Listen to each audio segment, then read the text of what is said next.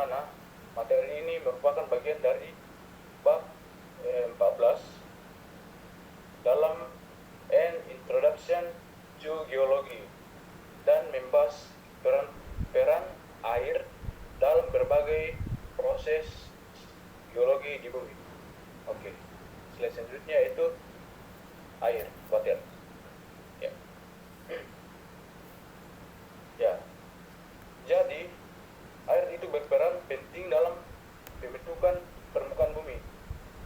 Dalam geomorfologi sendiri, air menjadi agen utama yang membentuk dan mengubah lahan melalui proses pelapukan, erosi, dan pengendapan. Pergerakan air di permukaan dan bawah tanah turut memengaruhi bentuk serta dinamika bentang alam. Jadi dapat kita lihat di gambar di samping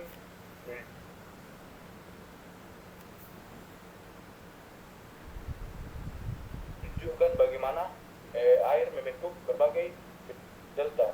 Jadi air yang mengalir dari pegunungan menuju laut membawa sedimen sehingga membentuk dataran banjir dan mengubah struktur tanah di sekitarnya. Hal ini membuktikan bahwa air itu memiliki peran besar dalam membentuk landscape bumi dari waktu ke waktu. Oke. Baik, selanjutnya. Selanjutnya ada siklus air. Slide selanjutnya. Selanjutnya itu adalah sifat-sifat air. Air adalah molekul yang terdiri dari dua atom, yaitu bermuatan negatif dan bermuatan positif, yaitu berbentuk dengan bentuk kimia H2O. Efek fisik sifat air, tegangan permukaan air tinggi, memungkinkan benda-benda ringan seperti serangga berjalan di atasnya. Air memiliki sifat kohesi atau air saling menempel, dan adhesi, air menempel pada permukaan lain. Peranan air. Selanjutnya. Baik, selanjutnya siklus pada air. Siklus air atau siklus hidrologi adalah pergerakan air secara terus-menerus dari bumi ke atmosfer dan kembali lagi ke bumi, yang sangat mempengaruhi dan membentuk landscape geomorfologi. Proses utama siklus air meliputi evaporasi atau penguapan, kondensasi, pembentukan awan, presipitasi atau jatuhnya air ke bumi, infiltrasi atau air meresap ke tanah, dan yang terakhir yaitu aliran ke permukaan tanah. Selanjutnya.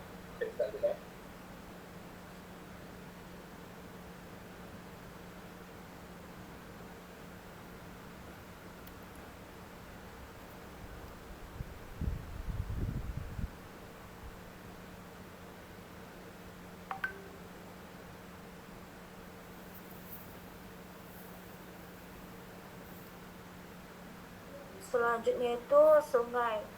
Sungai hanya mengalir menuruni bukit, dan anak sungai yang lebih kecil bergabung murni bukit membentuk batang sungai yang lebih besar. Titik awal sungai disebut hulu dan titik akhir disebut muara. Sebagian besar sungai memiliki muara di laut, namun ada beberapa sungai yang tidak mengalir ke laut, melainkan berakhir di cekungan tertutup atau cekungan Ederhey, tempat air menguap dari sungai atau danau.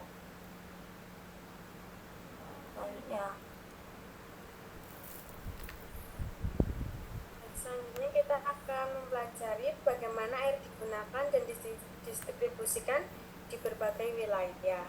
Oke, next. Poin yang pertama, penggunaan air di Amerika Serikat. Mari kita mulai dengan melihat bagaimana air digunakan di Amerika Serikat. Total pengambilan air mencapai 355 miliar galon per harinya. Dari jumlah tersebut, 76 miliar galon berasal dari air tanah segar. California menjadi salah satu pengguna terbesar air tanah, yaitu sekitar 16% dari total pengambilan air tanah di Amerika Serikat. Sementara itu, Utah sebagai negara terkering kedua setelah Nevada memiliki curah hujan rata-rata hanya 12,2 inci per tahun. Namun ironisnya, penggunaan air domestik per kapita di Utah adalah yang tertinggi kedua, mencapai 167 galon per orang per hari. Lanjut. Selanjutnya tentang tren penggunaan air pada tahun 1950 sampai 2010. Slide ini menampilkan grafik tren penggunaan air dari tahun 1950 hingga 2010. Kita bisa melihat bagaimana perubahan populasi mempengaruhi pengambilan air dari berbagai sumber, baik air tanah maupun air permukaan. Perhatikan fluktuasi dan perubahan signifikan yang terjadi selama periode ini. Selanjutnya tentang distribusi air permukaan. Air permukaan hanya mencakup 1,2% dari total air tawar di bumi. Sebagian besar air permukaan ini, sekitar 69%, terperangkap dalam bentuk es dan permafrost. Air yang berada di sungai hanya 0,006% dan di danau hanya 0,26% dari total air tawar di dunia. Pola siklus global memainkan peran penting dalam distribusi air permukaan. Angin, siklus laut, dan topografi sangat mempengaruhi iklim lokal dan distribusi air di berbagai wilayah.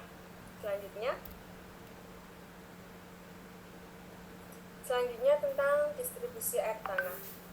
Air tanah merupakan reservasi air tawar yang paling banyak diakses oleh manusia, mencakup sekitar 30,1% dari total air tawar. Mayoritas air tawar, yaitu sekitar 68,7%, tersimpan di gletser dan lapisan es. Ini menunjukkan betapa pentingnya menjaga kelestarian gletser sebagai sumber air tawar utama. Lalu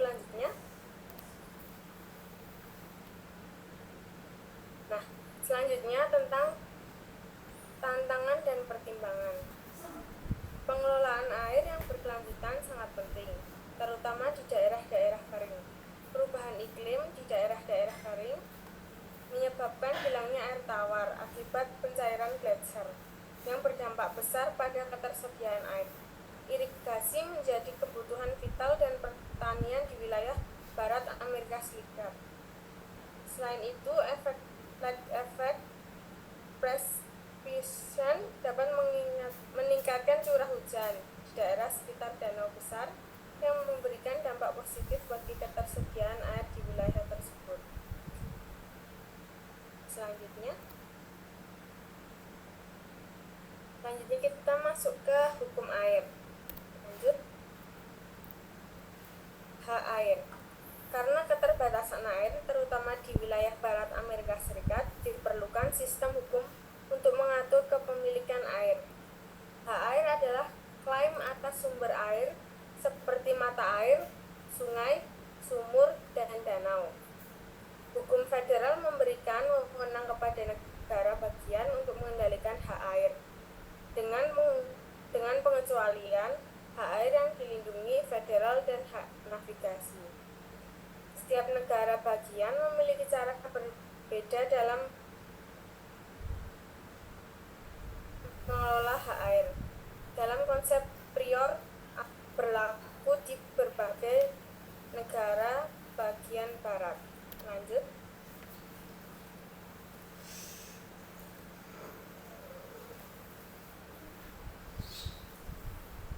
Selanjutnya tentang hukum air.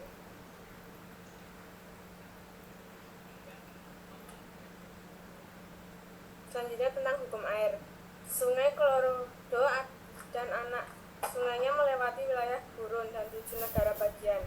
Perjanjian Sungai Colorado tahun 1922 dibuat untuk menjamin pembagian air yang adil.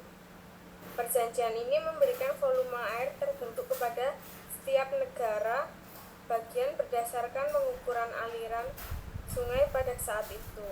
Namun pada tahun 1922, aliran sungai lebih tinggi dari rata-rata jangka panjang, sehingga sehingga alokasi air melebihi ketersediaan aktual. Beberapa perjanjian dan modifikasi lain mengikuti, termasuk pembangunan bendungan Hoover dan Grand Canyon, serta perjanjian dengan Meksiko, menekankan kompleksitas perjanjian hak air antar negara bagian. Banyak yang percaya bahwa alokasi air masih berlebihan karena Sungai Colorado tidak mencapai Samudra Pasifik. Selanjutnya,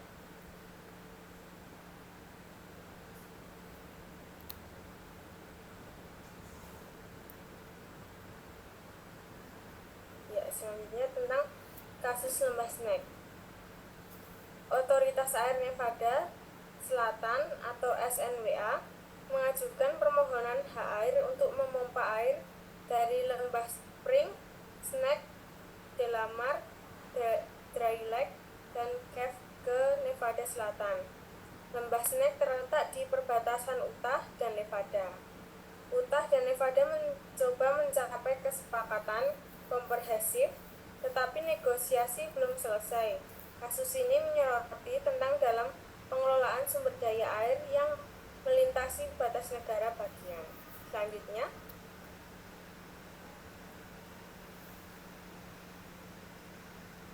yang terakhir tentang perlindungan kualitas air.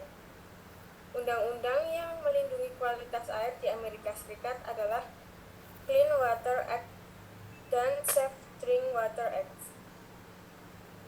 Clean Water Act melindungi perairan yang dapat dilayari dari pembuangan limbah dan polusi sumber titik. Safe Drinking Water Act memastikan air yang disediakan oleh pemasok air publik aman untuk diminum. Selain itu, program Superfund membersihkan kontaminasi berbahaya di air permukaan dan air tanah, memastikan sumber air kita tetap bersih dan aman untuk digunakan. Selanjutnya,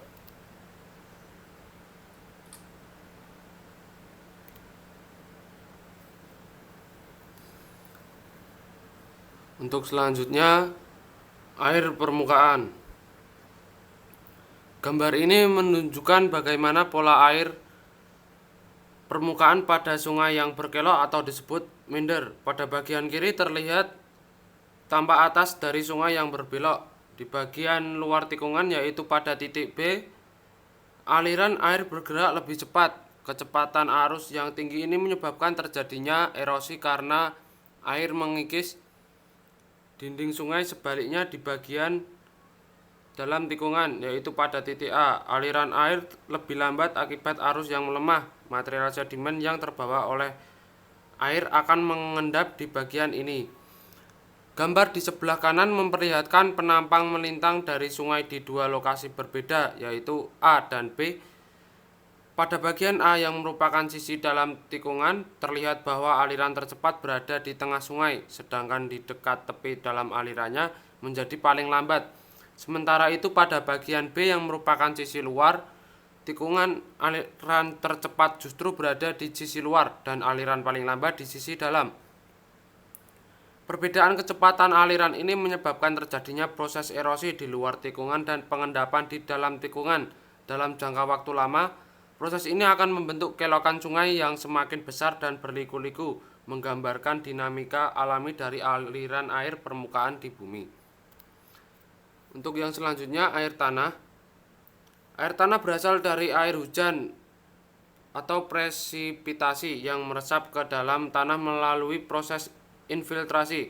Air ini kemudian mengisi ruang-ruang kosong di antara partikel tanah dan batuan, membentuk lapisan jenuh air yang disebut akuifer. Di bagian atas terdapat air tanah tak tertekan yang memiliki muka air tanah. Lapisan ini langsung berhubungan dengan permukaan tanah, sehingga airnya mudah terisi kembali oleh air hujan. Sumur yang mengambil air dari lapisan ini disebut sumur air tanah dangkal. Di bawahnya terdapat lapisan kedap air yang membatasi pergerakan air ke bawah. Di bawah lapisan ini terdapat akuifer tertekan, yaitu lapisan air tanah yang terjebak di antara dua lapisan kedap air. Karena tertekan, air dalam lapisan ini memiliki tekanan hidrostatik tinggi, sehingga ketika dibuat sumur, Air bisa naik ke atas dengan sendirinya, bahkan kadang sampai mengalir keluar tanpa pompa. Selain itu, gambar juga menunjukkan adanya danau dan sungai yang berhubungan dengan sistem air tanah. Air tanah dapat mengalir ke permukaan, menambah volume air permukaan, atau sebaliknya. Air permukaan dapat meresap ke bawah dan menjadi bagian dari air tanah. Secara keseluruhan, gambar ini menggambarkan siklus pergerakan air tanah mulai dari pengisian ulang oleh air hujan, penyimpanan di berbagai lapisan akuifer, hingga pemanfaatan melalui sumur-sumur air tanah. Untuk yang selanjutnya, Selanjutnya yaitu kontaminasi air. Kontaminasi air pada geomorfologi itu maksudnya polutan atau zat pencemar ke dalam sistem air tanah atau permukaan yang dipengaruhi oleh bentuk lahan itu sendiri, seperti bagaimana lereng dan tipe tanah mempengaruhi limpasan dan aliran air yang membawa kontaminan. Bentuk lahan juga menentukan bagaimana air menyerap, mengalir, dan mengendapkan polutan, sehingga geomorfologi memainkan peran penting dalam penyebaran kontaminasi air. Pencemaran yang mempengaruhi bentuk lahan dan proses-proses geomorfik akibat aktivitas manusia atau fenomena alam. Kontaminasi air seperti tumpahan minyak atau limbah dan dapat mengubah aliran sungai, menyebabkan erosi yang lebih cepat dan merusak kualitas tanah dan sedimen. Selanjutnya,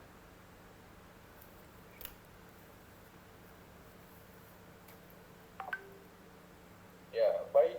Untuk selanjutnya yaitu tentang kars. Di mana kars itu adalah bentang alam dan sistem hidrologi yang terbentuk karena pelarutan batu gamping atau sering juga disebut dengan limestone oleh air yang bersifat asam lemah. Jadi air hujan yang bercampur dengan karbon dioksida ini membentuk asam karbonat yang melarutkan kalsit dalam batu kapur.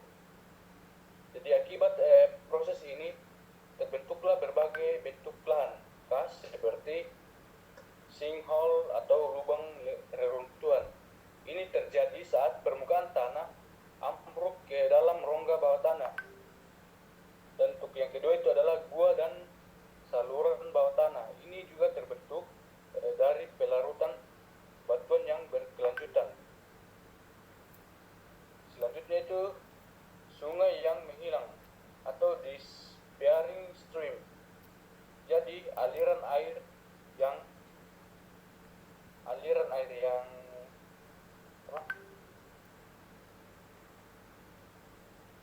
baik.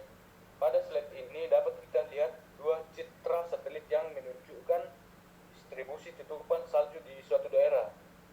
Jadi pada warna biru di peta yang paling atas itu menggambarkan ketebalan atau volume air yang terkandung dalam salju atau yang disebut sebagai snow water equivalent.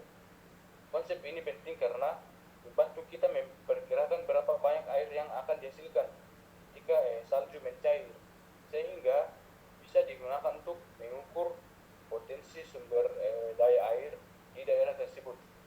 Jadi perbandingan antara dua gambar ini memperlihatkan perubahan jumlah salju dari waktu ke waktu, misalnya saat musim dingin dan ketika mulai mencair. Oke.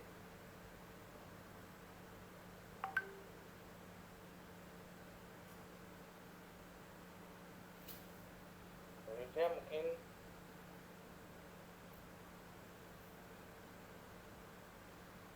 ya baik, mungkin itu saja penjelasan singkat dari kelompok kami tentang water dalam Introduction to Geology. Jadi terima kasih atas perhatiannya Bapak dosen dan teman-teman. Jadi kami mohon maaf